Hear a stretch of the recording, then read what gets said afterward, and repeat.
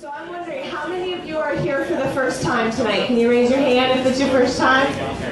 All right, we got some new people here tonight. That's good. So we're TXNORML, and it's our mission to change drug laws in Texas so that we can have medical, recreational cannabis, or at least have it decriminalized. So that's what we work towards. Let me fix this a little.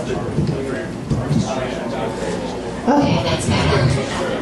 If you go look back over there, you'll see our table. You can get merchandise. You can sign up for our newsletter. You can become a member. There's also some educational information that you'll find over there. An activist training guide, which is going to be really useful for the upcoming session. And also our Texas legislative education packet. We distributed that to the representatives and senators up at the Capitol, along with a scientific applications book, so they can no longer say that they don't know the facts about cannabis. So I'm going to go ahead and get started with a little bit of news that's been going on in the last month. And we'll start with some polls. The first one is out of Boston, Massachusetts. There's a new poll saying that 53% of the voters favor legalization. Honolulu, 66% favor legalization. Woo! Providence, Rhode Island, 53% support changing the laws to tax and regulate marijuana for those 21 and up. New York is 57% allowing adults to legally possess a small amount of marijuana. And the last one's Austin, Texas. A whopping 77% of registered Texas voters believe in some form of legal marijuana. It breaks down like this. 28% for medical use only, and 49% would legalize marijuana for any purpose. Small quantities, 32%, and 17% for larger quantities. So that's really good news out of Austin, Texas.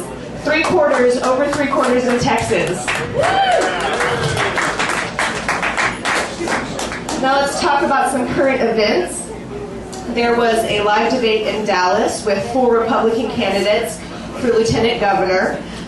They wanted to carve out their distinctions on the big issue, and as you've probably been able to tell by the media, since January 1, cannabis is now a big issue, so it was discussed. The only candidate that broke the propaganda mold was Land Commissioner Jerry Patterson. And what he says is, while opposed to legalizing marijuana for recreational use, Patterson explained his support for medical use by comparing the drug's active component, THC, to other pharmaceutical agents. He says, quote, "We have medical barbiturates, we have medical amphetamines, we have medical codeine, we have medical all of these compounds. I'm not a doctor, but if there's medical efficacy for the use of tetrahydrocannabinol, the doctor prescribes it. I see nothing wrong with that. We're talking about medicine. We're not talking about recreational use." So there is one Republican lieutenant governor candidate that has a somewhat educated stance on cannabis. So go Jerry Patterson. Then I'm sure you've heard in the news that Democratic gubernatorial candidate Wendy Davis came out and stated her official position on cannabis. She says, and I quote, "We as a state need to think about the cost of incarceration and obviously the cost to the taxpayers as a consequence of it. Whether we are solving any problems at the state by virtue of incarcerations for small amounts of marijuana. With regard to medical marijuana, I personally believe that medical marijuana should be allowed. I don't know where the state is on that as a population. Certainly as governor, I think it's important to be deferential to whether Texans feel that they are ready for that. I think that Texas is in a position right now to be able to sit back a bit and watch and see how this is playing out in other arenas." So I guess we should let her know about that poll. But speaking to the medical issue, we do have a director of patient outreach, and his name is Vincent Lopez, and he was interviewed on our local news station recently, and he said, "When I think people see the reality of these life and death issues, it makes them more aware of how serious medical need is. It makes them aware of the medicinal potential of cannabis. So all of this media attention we're getting is just good exposure and good opportunity to educate. In addition, on a national level, 18 members of Congress signed onto a letter that was delivered to President Obama calling for him to remove marijuana from the Schedule I Controlled Substance Act. They say, and I quote, "We request that you take action to help alleviate the harms to society caused by the federal Schedule I classification of marijuana. Lives and resources are wasted on enforcing harsh, unrealistic, and unfair marijuana laws." Very true. And actually, Representative Beto O'Rourke out of El Paso was one of the 18 members to sign this letter. So we got someone from Texas. Additionally, Beto O'Rourke co-sponsored legislation from Dana Rohrabacher, and it would require the federal government to recognize marijuana laws in states where they are relaxed, such as Colorado or Washington. So just basically respect the state's rights to make decisions for their citizens. Then we got a really big score in an intense exchange with Representative Jerry Connolly. Deputy Drug Czar Michael Botticelli admitted that marijuana is safer than alcohol. Is it not a scientific fact that there is nothing comparable with marijuana? Connolly asked. And I'm not saying it's good or bad, but when we look at deaths and illnesses, alcohol and other hard drugs are certainly, even prescription drugs, are a threat to public health in a way that isolated marijuana just is not. Isn't that a scientific fact, or do you dispute that fact? Asked Connolly. I don't dispute that fact, Botticelli said. Well, when you have no deaths from marijuana consumption, yeah, you can't support that. Also, members of the National Black Caucus of State Legislators at their annual legislative conference resolved that they recognize the decision of the administration to not challenge the choice made by citizens of the states and urge that they continue to respect state laws and encourage that other states consider decriminalization as well. We also support the state's authority to determine as to what age, 18 or above, qualifies for adult legal use. We also urge the federal government to reduce the penalties associated with simple marijuana use and possession. So that's another group that is coming out supporting comprehensive drug law reform, something that allows for compassionate use for patients, recreational use for adult consumption in a place where they can have safe access. So that's all important things. Also, the Journal of Addicted Diseases found that the presence of THC in a urine test does not necessarily associate with workplace accidents. So just because you have THC in your system when they drug test you, that doesn't mean that it had anything to do with a workplace accident. They don't show any correlation. Also, the epilepsy, yes, that's fabulous. Everybody wants to be able to do what they want, right? The Epilepsy Foundation of America supports patients having the legal option to access whole plant cannabis for therapeutic purposes and is calling for the DEA to end federal restrictions that unnecessarily burden investigators from researching the plant's efficacy. So that is a big deal. We've got medical people coming out and saying we need to test this plant. The problem is the law, not the plant.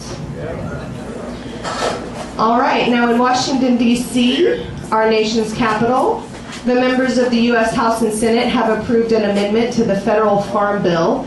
This would authorize an institution of higher education or a state Department of Agriculture to grow or cultivate hemp for research purposes if the state law permits. 10 states currently allow cultivation of hemp for research or commercial purposes. So that would be really awesome for Texas. Don't you think our farmers would love to grow hemp? It's the perfect plant for this state. Also in our capital, members of the D.C. City Council voted 11-1 to reduce marijuana possession penalties from a criminal misdemeanor with up to 6 months in jail and a $1,000 fine, all the way down to a civil infraction of $25 fine.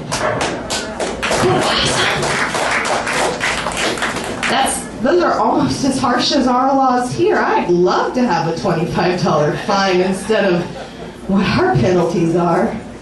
Also, great news out of Alaska. Alaska has obtained enough signatures from registered voters to get an initiative on the ballot. Yeah! Yes. This measure would legalize adult possession of up to 1 ounce, cultivation of up to 6 plants for personal consumption. It would also allow for licensed commercial production and retail sales. Commercial production and retail sales would be taxed, but personal consumption would not be taxed. So it looks like the voters of Alaska are going to get to choose if they want to be this next state to legalize. I think they're going to say yes. So speaking of legalized, I want to talk about the Colorado factor for just a little bit. You've probably heard about it in the news, maybe. But basically, since Colorado has legalized cannabis sales, Texans aren't just traveling Colorado on their own to enjoy marijuana. There's actually an industry that is taking people on buses to Colorado from North Texas. You can now call a travel agent and they will arrange a, it's like a wine tour, but it's a cannabis tour. That sounds so awesome. It's also creating new jobs, and with the hemp industry to come, we think that it'll be a really good effect on the employment opportunities there. But just a note, if you decide that you do want to partake while you're in Colorado, please do make sure that you know if your employer drug tests, how they drug test, what their policies are on that. Be careful crossing the borders. It is still illegal in Texas. And they know when you're coming down, headed south through North Texas, where you might have been coming from. So because of these potential issues, actually South Texas College of Law has partnered with Rice University, and they're doing a new course on marijuana policy. And once these schools draft model policies, they will publish their work and present it to lawmakers. So that's really exciting. We've got college courses about cannabis law policy. It's really good news. And on a different note, there are people going to Colorado not just for recreational cannabis, but many, well, I don't know if I can say many yet, but a number of Texans are being forced to leave Texas so that they can have safe access to medicine. Some of these stories are unfortunately for children, a lot of them with epilepsy, and there is a story out of Canyon near Amarillo where the Harmons are actually going to be leaving the state. So we're losing residents for medical access, we're losing recreational money that could all be kept here in our coffers. So I think we need to make sure that our elected officials know exactly how we feel about it. So make sure that you go up there and get an activist training guide so you can find a little bit more about how to be an effective activist in the upcoming session. Also, the governor of Colorado predicts sales and excise taxes for the fiscal year will produce some 98 million, over 70 million over the estimate, in taxes in the upcoming year. And then in Olympia, they predict that Washington's legal recreational market, Washington, we like Washington? Okay. They estimate that they'll bring in almost $190 million to the state coffers over 4 years. So there's money to be made. And so if people want to sit back and watch other people make money, that's not what I'm interested in. I'm interested in patients having access to the medicine that they need, and I'm interested in our money staying here in our state and using it for the things that we need, whatever purpose you think it should be used for. So let me give you a rundown of some, thank you. Let me give you a rundown real quick of a few polls that we've had come out for Texas. So back in 2004, we had a poll that said 74% of Texans support medical cannabis. Then we had a Texas policy poll that said 79% of Texans want drug law reform, and 61% of Texans support decriminalization. Now we have the new poll that just came out saying that 77% of registered Texans believe in some form of legal marijuana. So I think it's safe to say that any Texas politician that doesn't support cannabis law reform is not representing the voters or the constituents of Texas. The primaries for the Democrats and the Republicans happened yesterday. I hope you were able to participate. If you're a libertarian, that'll be next week for you on the 11th. It's really important to get started at the very beginning level. So a lot of people went to the primaries and tried to vote for the most cannabis-friendly candidate. And then at that point, we have until November. We're going to have a voter's guide out in the summer so that you'll know where the candidates stand. And make sure you go and vote in November, because those elected officials that you vote for in November are going to be up at the Capitol hearing the bills that we're going to be presenting to them. We plan to have a medical bill, a decriminalization bill, and a legalization bill. And we're doing this with a coalition of other drug policy organizations throughout the state. If you're interested in donating, we do have a lobby campaign where we have actually hired a lobbyist, and he is going to be working up at the Capitol for us starting in May. So that's really exciting stuff. And real quick, I would like to invite up Greg. He is our THC, Team Hope Through Cannabis, Athletic Director. Gregory.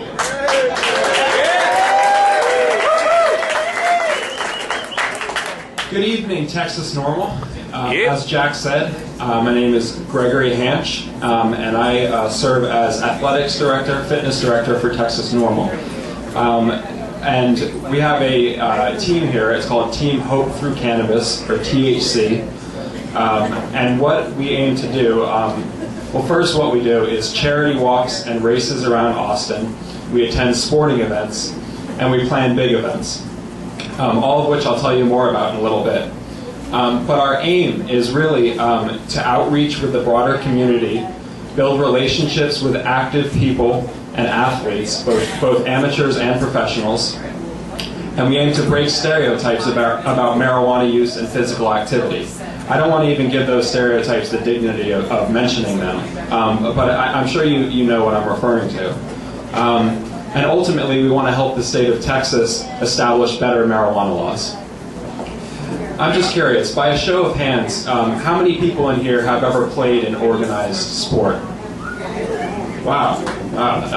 Yeah, and I'd also like to know, how many of you carve out time in your lives to exercise?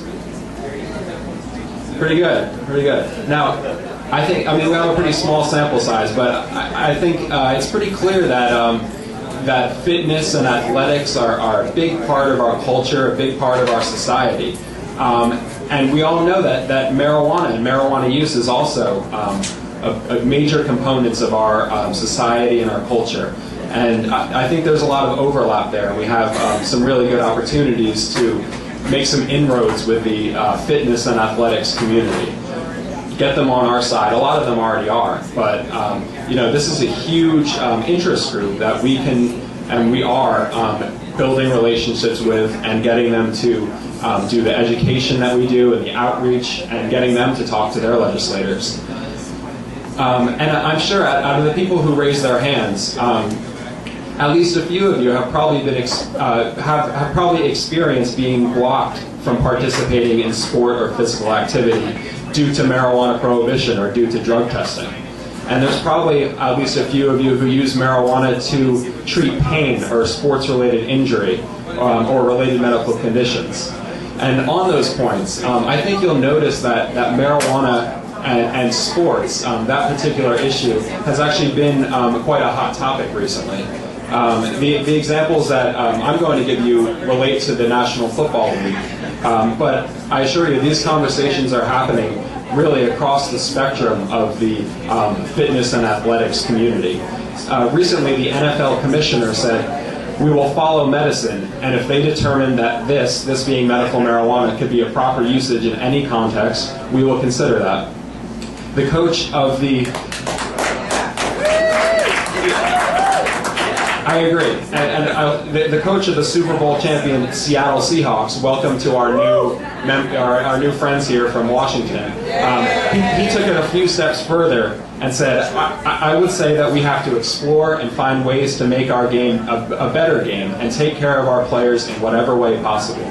Regardless of what other stigmas might be involved, we have to do this because the world of medicine is doing this. Antonio Cromartie of my favorite team, the New York Jets. Anyone? He said, they need to just let it go. We're just going to do it anyway. They need to just let it go. They need to go ahead and say, y'all go ahead, smoke it, do what you need to do. Quite frankly, I think he has a point. Ryan Clark of the Pittsburgh Steelers, who said, there are guys on my team who use it recreationally. A lot of it is stress relief. A lot of it is pain and medication.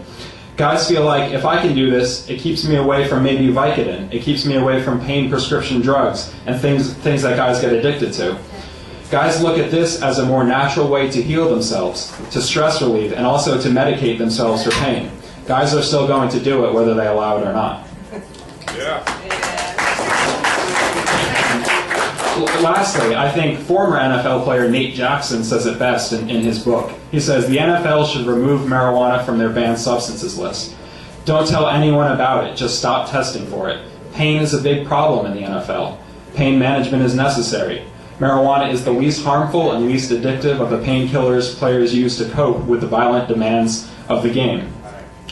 And in my view, whether the use is medical, recreational, or for any other purpose, we should also keep in mind what the Olympic Charter says, in particular in regards to the practice of sport being a human right. And we need to see whether these values are put into practice when the next Olympics roll around in 2016. The Olympic Charter says the practice of sport is a human right. Every individual must have the possibility of practicing sport without discrimination of any kind and in the Olympic spirit, which requires mutual understanding with a spirit of friendship, solidarity, and fair play. In my opinion, the war on marijuana violates human rights and discriminates in many ways. It violates our right to individual liberty and personal freedom. It violates our right to safety and security in our own communities. It violates our right to private property.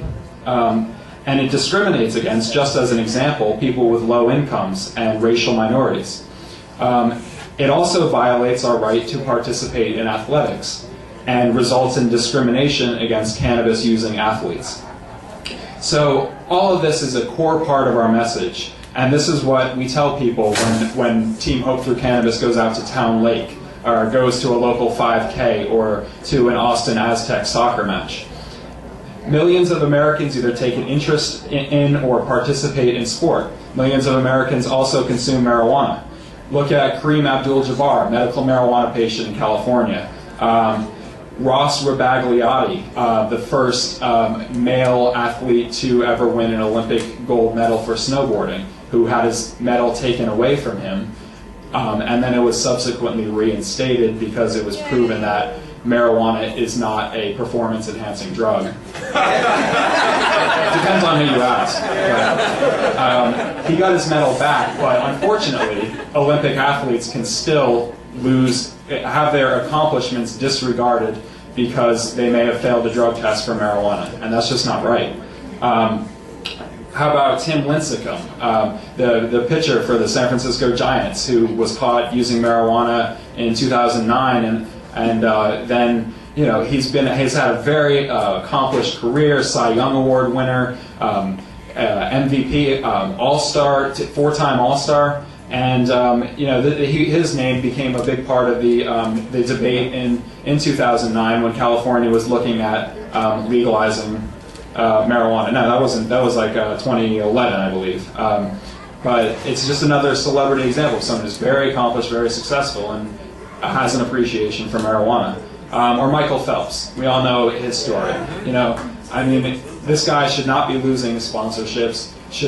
People shouldn't be pointing the finger at him saying he's a bad role model. This is the most successful Olympic athlete ever, and he in my opinion, has every right to engage in marijuana. I think that's fine. Now, these notable celebrity examples are extremely significant for our cause.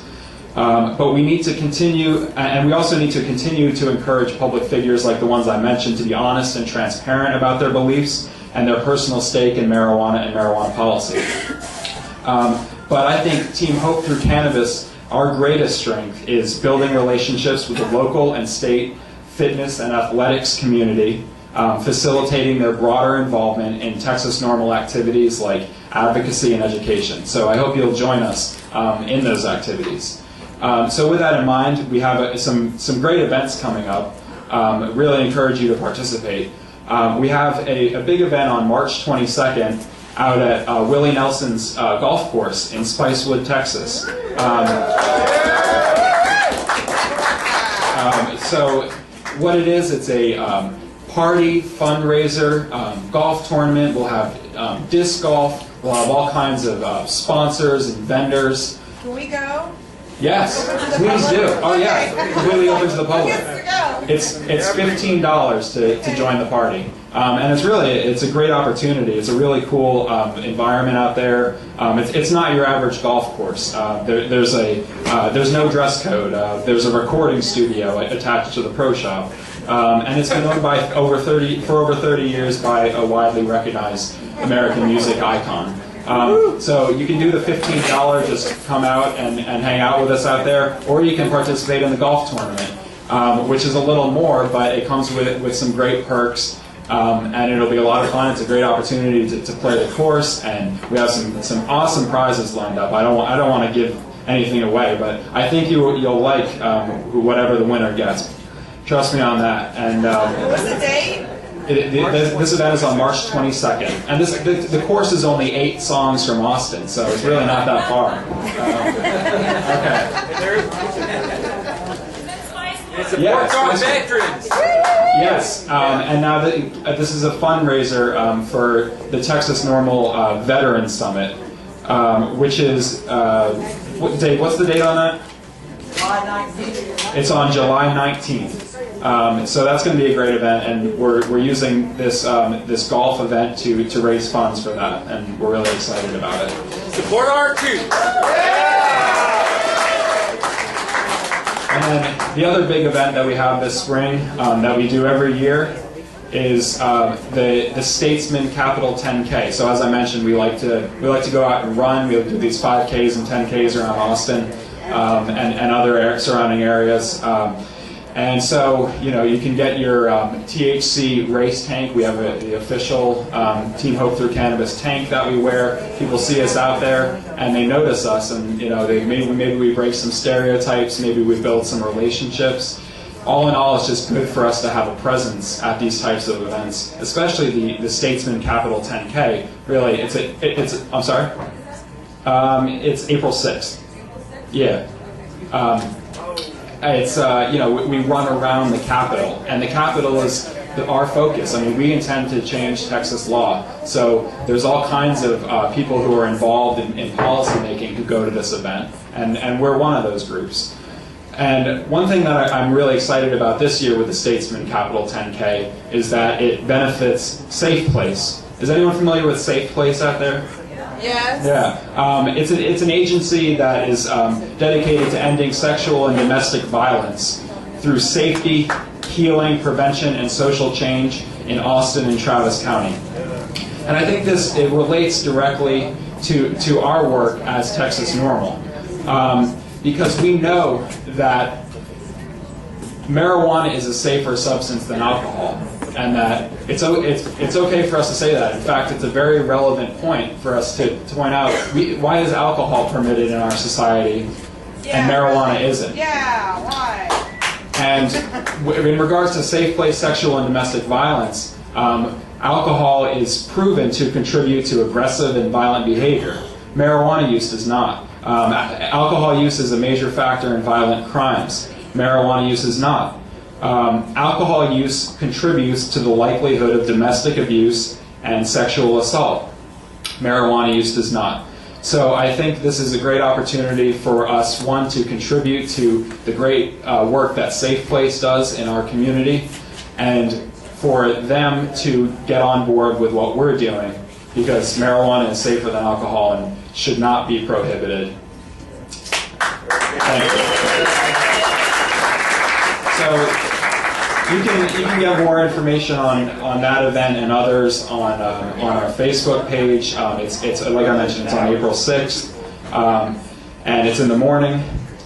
So those are our events for the next couple months. In the meantime, I strongly encourage you to sign up for email updates on the Texas NORML website. Get your official Team Hope Through Cannabis gear at our merch table back there or on the Texas NORML online store. And please like Team Hope Through Cannabis on Facebook. Our URL is facebook.com/TeamTHC Texas NORML. In closing, I'd like to give a shout out to the Flamingo Cantina. In my mind, there is no finer club in Austin, and also Bob Marley loved the game of soccer, so keep that in mind. And shout out to Angela, the owner. She makes this beautiful thing that we're doing here happen. Shout out to the bartenders over there and the bud tenders. Shout out Mau Mau Chaplains.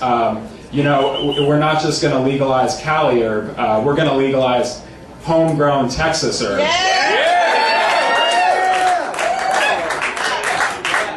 Hook 'em horns, and can I get a THC on 3? 1, 2, 3.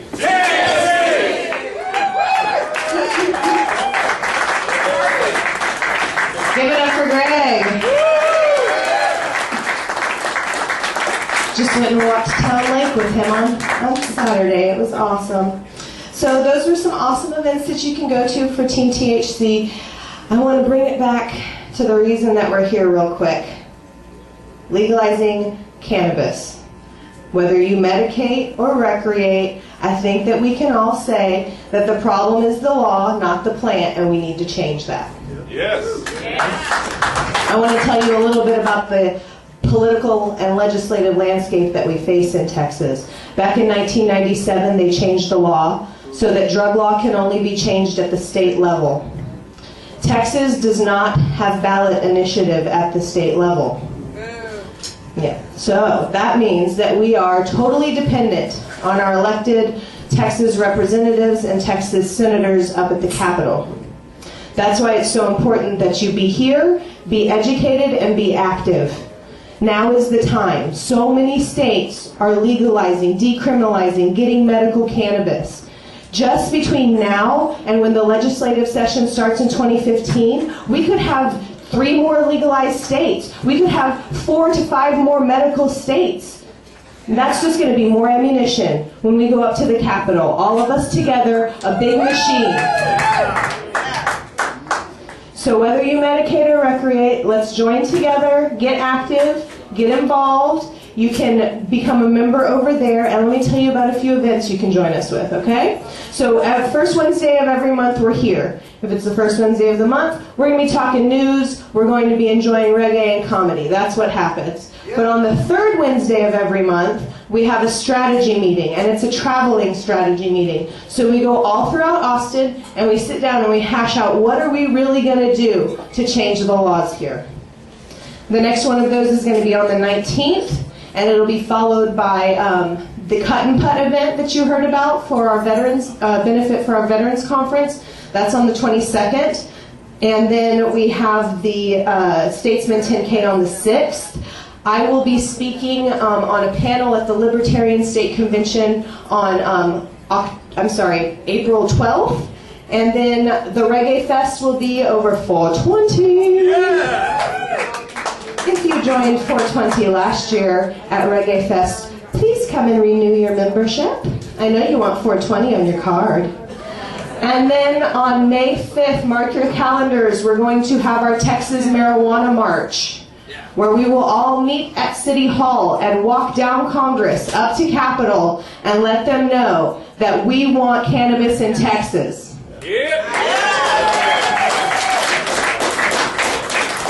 And I'm leaving on a high note, if you will. We've got the lovely outlaw Montgomery Wayne. He's going to do some comedy, and then it's going to be followed by the Mau Mau Chaplains. Remember, please tip your bartenders because they're pretty freaking awesome. And if you ever miss a meeting, check us out on YouTube. Thanks. Have a great night, guys.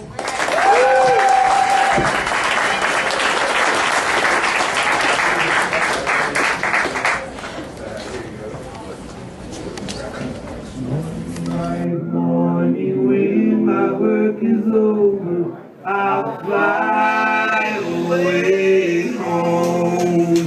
Lord, one bright morning, when my work is over, I will fly away home.